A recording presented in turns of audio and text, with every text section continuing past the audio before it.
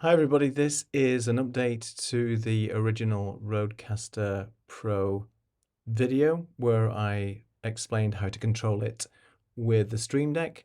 A lot of people were asking questions about the Windows implementation of this, and it's taken me a while to get a Windows machine up and running so I can test this workflow out.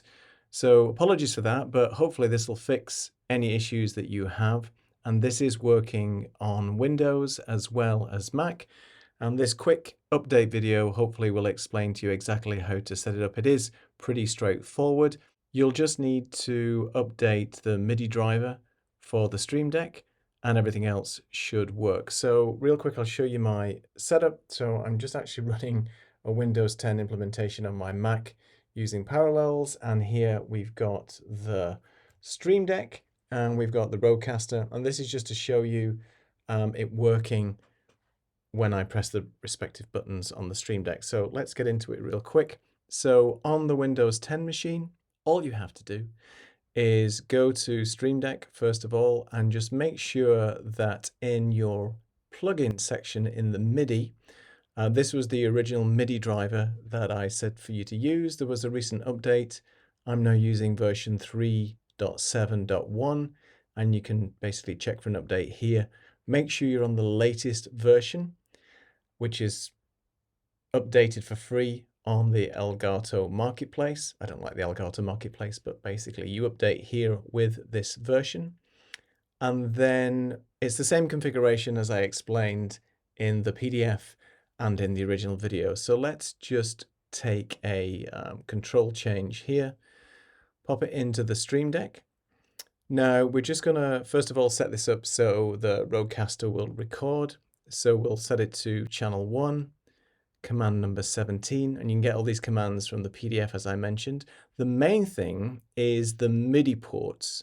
Now when you install the Rodecaster, it's not very clear, and I did speak to Rode about which MIDI driver you should be using. I originally thought that you needed to use Loop MIDI, which was this third-party plugin that would be the conduit between the Rodecaster and the Windows machine. It turns out you don't need that, but it took me a while to dig into working out how to use it. So the MIDI function is a driver that basically gets installed as soon as you plug in your Rodecaster. You should see this. I'll show you in a second where to check for it. But the MIDI output that you need, and MIDI in, you don't really need MIDI in, is just the MIDI function. And that is the Rodecaster's MIDI driver for Windows. So basically, let's just close this crap down here. So basically, now I've set this up to hold, and you'll see here on the Stream Deck, if I press this button, the Rodecaster is now recording. You can see the record button there, and if I press and hold again, obviously it'll go into pause mode and then switch it off. And so you can see that that is a function that actually is working now. So that's fine. I'll just do another one as well. So we'll do one of the sound banks to get the applause working. So back to the Stream Deck setup, we'll select channel, I think 2 in this case, and command number 35.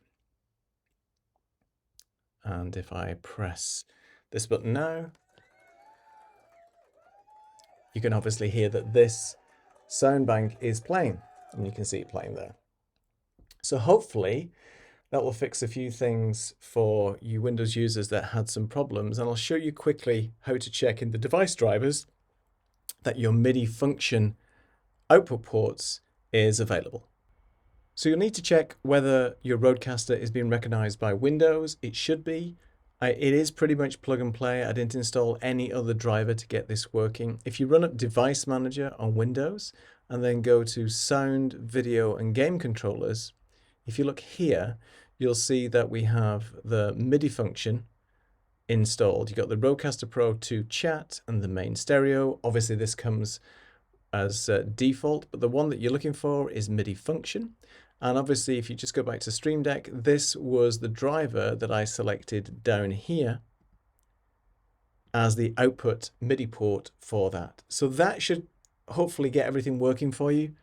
Again, apologies, it took a while to get this set up because I don't have a Windows machine, so I had to do some finagling to get it working. If you've got any questions, put them in the comments, and I will comment and let people know where this new video is so you can get everything set up and working.